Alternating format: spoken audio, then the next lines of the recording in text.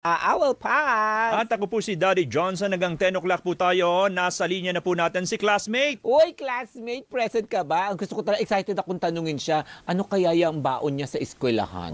Di ba? Ikaw ba, ano bang kalimit na binabaon mo sa school nung elementary ka? Nung elementary, talaga naman kanin tsaka ulam kasi tipid. Ganon. Sabagay, Pero bibili pa rin sa school kasi sa co-op. May kasi required ka sa kantin. Bibili ka talaga kasi merong may kota, kailangan maubos yun. Tsaka yung bale namin, malapit lang. Pwede umuwi. Oo, nalalakad lang Ang gagawin nga ng nanay, bagong luto ng tanghalian, 11:30, pagkatas ng klase, dadalin pa ng kapitbahay namin o pinsan ko, iaabot yung ulam ko, tsaka kanin. Press yun. na press. Press na press, bagong luto, hindi bagong init. Sinabi na kanina ni Dadoy Johnson na age is just a number. Yan ang pinatunayan ng isang 62-year-old at senior citizen na si Nanay Perla Robles dahil sa wakas ay nakatapos na siya sa elementarya.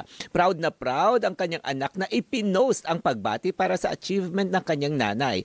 Ayon kay Sheena Rose Mariano, hindi nakapagpatuloy ng pag-aaral ang kanyang ina dahil maaga itong namulat sa buhay at sumabak sa pagtatrabaho. Kaya double celebration pa nga dahil kasabay na graduate ni Nanay Perla ang kanyang anak na kanya ring kaklase.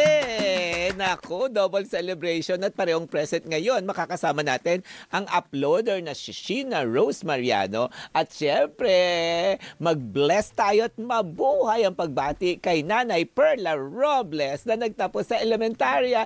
Congratulations, Nanay Perla and Sheena. Hi, Nanay. Ako po si Papa Awel, kasama po si Daddy Johnson. Congrats po. Uy.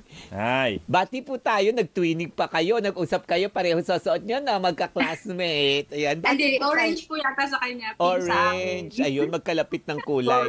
Bati po kayo sa inyong mga fans na nag-like at nag-subscribe na sa inyo. Go! Bati ka daw sa mga fans naman. Sa mga fans ko sa Lola Kabugera dyan, nandito ang inyong Lola.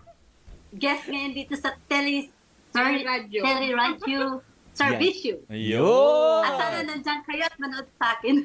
Wow. Manood sa akin pala. Parang best in recitation si Nanay Perla nung nag-aaral siya. Naghahanap ng pwedeng sumagot. Taas ang kamay agad. Oo, ganun nga. Kanina nga, pinigilan lang, nakita mo, hinawakan ni Sheena yung Tataas kamay. agad? Tataas ang kamay niya. Wala pang tanong. Wala pang tanong. Gusto niya siya agad ang magsalita. Pinigilan lang, hinawakan ng ganun ni Sheena. Sheena, ikaw ba yung kaklase ni Nanay Perla? Ay, yung kapatid ko pong isa lalaki. Kaya naku, masarap makakwentuhan kasi may tatanong din sana kami. Pero Nanay, pakikwento mo. Sino naman ang nangopya? Yun na nga. Siyempre, mas malinaw ang mata. Halata, pag yung malabo ang mata ang gaganon. Hindi, magkamag-anak naman Bakit yun na, ba? Baka share sila sa points. Share sa points natin. Nay, wala pong biro, pero paano po ninyo nalampasan yung mga pagsubok? Siyempre, parang sabihin, tinitingin-tingnan kayo ng mga kaklase nyo, ganyan. Ganon. Wapakels ba kayo? Deadmakels? Basta ikaw nag-aaral. Paano nyo po na ipatawid ang inyong elementarya? Ganito po kayo yun, sir. Nung pumasok ako sa school, hindi ko naman iniisip yung about sa bully. Or ako dahil may edad na. Pero nung nandun ako sa school, masaya ang pakiramdam na mayroon akong teacher. Siyempre, ang tagal kong di nakapag-aral, imagine, grade 2 lang po ang inabot ko. Pero kahit ganun pa man, marunong naman akong magsulat at magbasa. Pati sa math, kahit pa paano. Marunong din pa ako ng English, pero hindi naman talaga fluent English. Kaya nung nag-aral ako, kahit pa paano, mas mataas ang grades ko, sir, sa anak ko. Wow! Oy, pinagmamalaki niya na mas mataas ang grades niya kaysa sa anak. Kasi inaalala ko, baka yung grades ninyo na ibigay ng teacher, bawasan ng 20%. Ganon. Bakit? Parang discount lang din senior citizen. Ganon. Ay, dahil po seniors, minus 20%. Hindi po, joke lang po. Pero Nay, ano yung pinaka-favorite mong subject at activity sa school? Alam mo, sir, ang pinaka-paborito ko talaga doon, yung paano, yung about sa gender equality. At nagda-drama ako doon, nagiging ako doon, para akong artista talaga. Wow. Kasi nga, pina-acting kami ng teacher.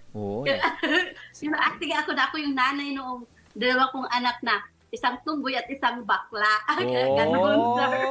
May Yun mga ang pinaka-paborito ko na activity. hindi ko malimutan. Very nice. Eh, Nanay Perla, matanong lang ho namin, bakit ho natagalan ang inyong pagtatapos ng elementary? Ganito po kasi, sir, noong ako po ay bata pa, ang kasama ko lang sa buhay ko, ang mama ko at dalawa kong pamangkin. Opo. So habang ang mama ko nagtatrabaho siya, ako naman nag-aalaga sa mga pamangkin ko. Dahil ang ate ko nga wala sa bahay namin. Tapos ngayon, noong namatay ang mama ko sa edad kong 15 years old, isinama ako ng mga kapatid ko dito sa Olongapo. Opo. At sinama din yung mga pamangkin ko. Pero wala, sir, talagang nag-alok sa akin na kapatid na kung gusto kong mag-aral muli. Opo. Ganun pa man, talagang nagpursige ako na matuto ako mag-English, na matuto rin ako paano magbilang at Opo. magsulat. Self-study ang nangyari. Ano pala, sir, isa po pala akong vlogger. Ayun. Wow, di ba? Nakakatuwa. Nag-vlogger Ako na din siya. po ang nag-i-edit ng mga video ko sa pagbablog ko. At Aba. dahil po mahilig ako sa computer. Opo. Ako din po yung magaling po ako hindi basta magaling ha. Marunong lang po ako sa computer kaya gusto ko makapagtapos ng pag-aaral nitong elementary hanggang mag-high school. At baka sakali po ay magiging isa din po ako BS Wow. IT. Wow! IT. Opo, ituloy nyo po. Something, Lalo't kinagiliwan nyo naman po at kinahiligan nyo na rin. Eh yun nga po, nag-trending po, nakaklase nyo pa ang inyong anak. Paano po yung naging setup doon? Hindi ba kayo nakakalimot na, ay, nanay nga pala ako. Baka pagdating sa school, inaasikaso nyo pa rin po siya, ganyan. Paano po yung naging sitwasyon ninyo sa loob ng eskwelahan? Sa loob po ng eskwelahan namin, sir, minsan, pagka oras na ng klase namin, lesson namin, katulad nung may test kami, yung tuturuan kami ng teacher, minsan yung anak ko, ang bagal niya makatapos ng mga answer. Oy. Tapos gusto ko siyang turuan na mag-i-answer niya. Wow. Ayaw niyang pumayag, nahihiya yata siya magpaturo sa akin dahil sa mga kaklase namin nandoon. Kaya ayaw niya pumayag. Kung kailan na magpasahan na kami ng papers namin, Opo. doon na siya magsusulat. Tapos nagagalit ako. Cute. Ang sarap siguro at ang saya ninyo doon. Ganyan, di ba? Eh, syempre, curious talaga ako. Ano po yung baon ninyo pagpasok sa school? Pagpasok namin sa school, wala po kaming baon. Pero pag may pera ako, meron kaming magkaklase na, Mami, Nay, baka gusto mong magmerienda tayo. Tapos may pera naman ako yun. Ililibre ko sila, bibili sa kantin yung isa naming kaklase. Yun ang sasabi siya na ang bibili, ganun. Ganun. So nanay, kumbaga, yung time na nag-15 years old kayo, ikanyo sa Olongapo, kumbaga hindi po ninyo naasikaso na noon ang pag-aaral at ngayon, ano ho ang nag-push po sa inyo para tapusin pa rin ang elementary? Kasi ganito yun, sir. Yung anak ko, pag mayroon silang mga tipong reunion, naiinggit ako. Sabi ko, wala man akong reunion. Hindi ko man lang nasubukan umakyat ng stage. Gusto kong mag-aral ulit. Gusto ko kasi maranasan yung umakyat ng stage. Tapos, yung magkaroon ng reunion. Oh. Magkaroon ng diploma. Hindi naman porque kailangan ko ng diploma para sa trabaho. Hindi po. Kailangan din talaga na may diploma tayong hinahawakan, na mayroon tayong maipagmamalaki sa sarili natin na kahit matanda na tayo, may sarili, nakapagtapos ka, kahit huli man ang lahat, nakakahabol pa rin. Opo. O nanay, nanay, siguro nabanggit mo na lang yung diploma, Papa Awel, di ba? Viral din minsan sa social media. Yung tanong, nanay, diploma o diskarte? Both po, dalawa. Ayun. Dako, nakakatuwa naman. Eto si Sheena. Ikaw yung nag-upload at syempre naging viral ito. Ano yung mga sinasabi ng mga netizens doon sa pagka-upload at nag-viral si Nanay Perla? Marami pong na-proud, marami pong talagang natuwa na nabilib sila sa ginawa ni mama ko na nakapagtapos siya despite her age. Pero may iba pa na nagsabi na kung siya daw yung anak, na hindi na napapayagan mag-aral kasi baka mabuli, ganyan-ganyan. Pero hindi naman sapat na dahilan yung ganun hindi namin naisip yung sa bully. Kasi syempre, opo. Nung pagpanik niya, meron bang, sino ang usually, di ba pag gumagraduate ang anak, magulang kasama doon sa stage, Opo. ganyan. So sino ang kasama niya na tumanggap ng Yung diploma? isang kapatid ko. Yung panganay? Opo. Yung pangalawa sa bunso po. Pangalawa sa Ako bunso. po yung panganay kasi. May Ako po isinabit yung ba sumama kayo? sa kapatid ko naman. Tama, tig-isa. May isinabit ba kayo, yung mga uso din ngayon Money na garland. sinasabit ng money Hindi garland, po. ganun-ganun. Dapat nga po meron, kaya lang hindi ko na tinuloy.